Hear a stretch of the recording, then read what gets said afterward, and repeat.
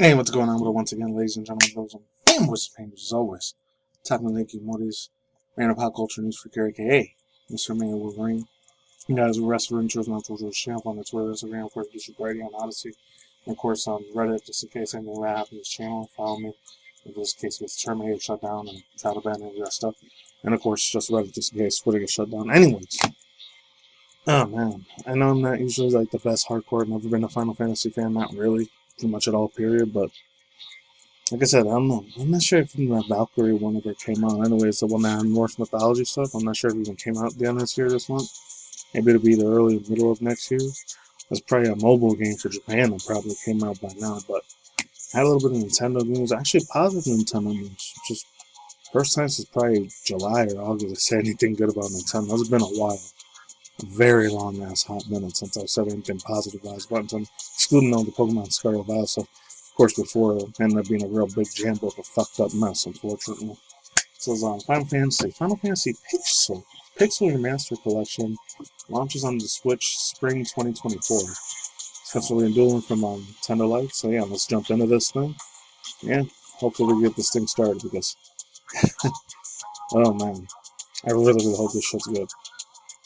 So following an ESRB rating earlier this week, Square Enix has officially launched the release of Final Fantasy 5 and 6. I think that's 5 and 6. Apart from the bundle collection, these remasters will also be available for the individual purposes. Quote, classic Final Fantasy titles have been reborn through the vivid 2D pixel graphics and beautifully rearranged soundtrack. Gameplay is improved with the modernized UI and extras such as the bestiary, hopefully I'm saying that right, bestiary or bestiary, I don't know, illustrated gallery, and the music player allows further immersion into the world of the game. These games are also newly developed by remaster editions based on the original titles. Some of these changes in the original additional element found into the remake of the games are not included, unfortunately. And I guess the Final Fantasy official Twitter. Final Fantasy Pixel Stories comes on Nintendo Switch and PS4. And of course, should be for PS5, not surprised. Experience these classics individually, or as a bundle when they launch digitally in the spring 2023. Whereas any hardcore Final Fantasy fan, they'll probably may or may not be jumping out of their seat for this one. So as I also was going to say, last little bit of news here. In addition, the list Square Enix has also announced a standard physical edition, including a copy of the game, which is $75 US, it's really 78 tax, and $64.99 US British UK pounds, and 35th anniversary of the physical edition. So I'm not surprised, it's almost $300. They're Square Enix stores exclusive. If you're unable to secure a copy, you can enter your email onto the official website Square Enix to notify them when there is a restock. And I guess the whole little mini title here, 35th Anniversary Collection, the highly anticipated set includes a physical package version of Final Fantasy 1 through 6 collection. The Anniversary Edition goods box, which is contains a vinyl record set featuring newly arranged games, a specifically compiled art book showcasing beautiful characters, pixel art, and 8 style pixel art character figures, and a bonus lineature, hopefully I'm saying it right, lineature sleeve for the game package. Yeah. Once again, overall thoughts and opinions, like I said in the beginning of this video, like I said, I've never been a hardcore Final Fantasy fan, just never was for me. And granted, yes, I was born and raised in the 90s as a 90s kid, well, born very late 80s, but almost the same thing, but back in 89, but yeah, overall thoughts and opinions. I remember when the whole hypeness got on. I know a lot of my cousins were very hyped for that shit at the time, and they were still gamers. I think a lot of them, they're just a bunch of normies now. There's only like 4 or 5 of them that are still gamers, but the rest just go on to do old boring ass adult shit. So I know I gotta do adulting off YouTube, obviously. Still gotta pay bills and all that shit. And do my 9 to 5 job and all that. Obviously, I still do that income tax prep. I don't like doing it, but you know, So you gotta do it when you're not really a normie slave and wide awake when it comes to the whole conspiracy theory shit and all that stuff. And all this other stuff. I already know how politics are all fucking rigged anyways. It's fucking fake. Anyways, and this is a decently good game.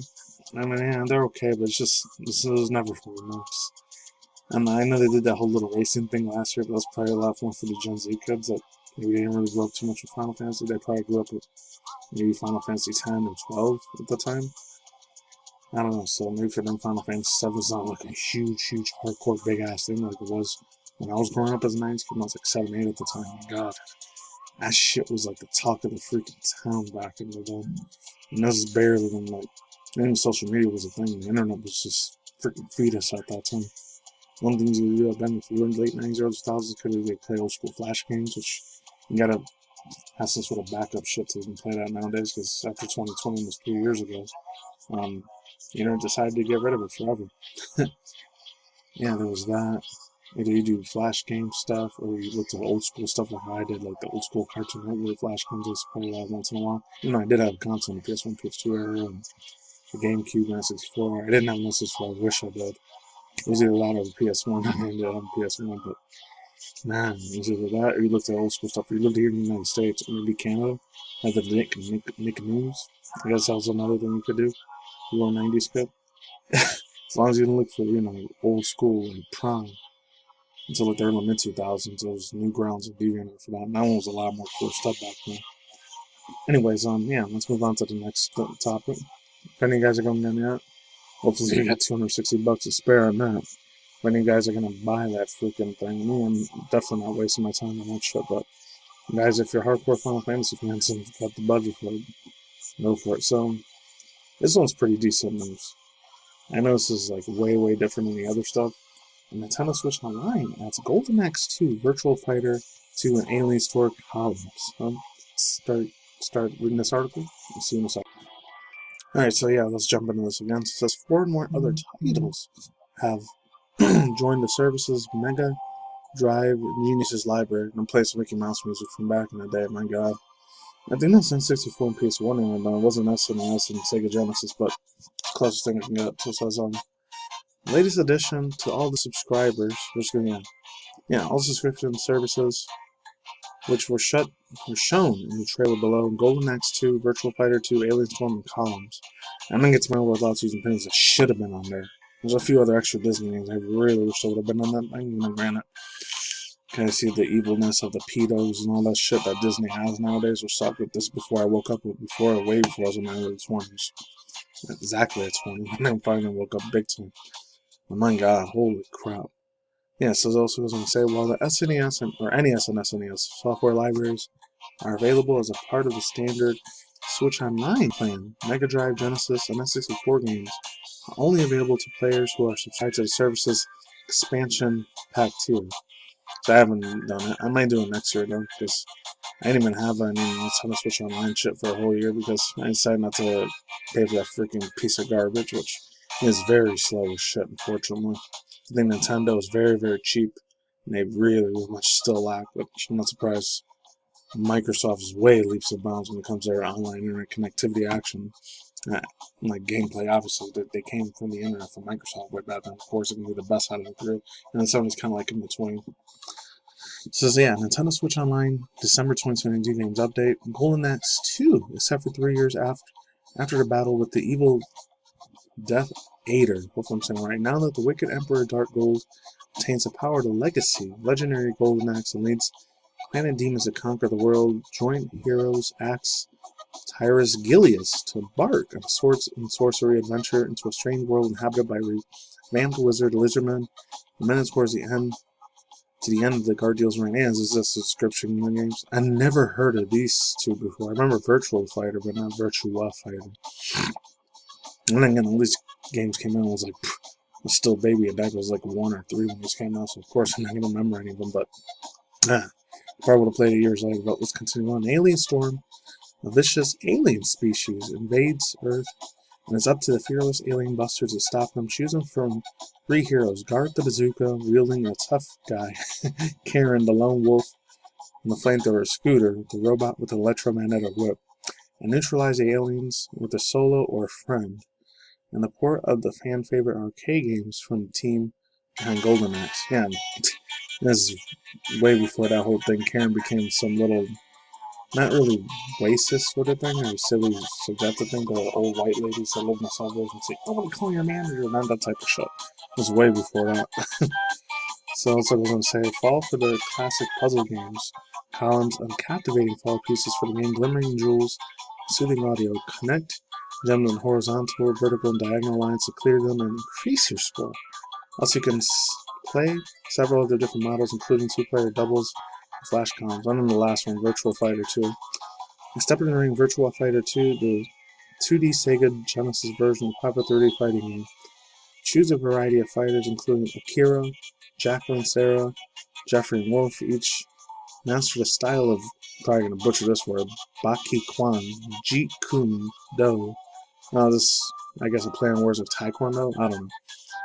Paraktian and Pro Wrestling, and Throwdown to earn the Enda title's World Greatest Fighter. Ready, go.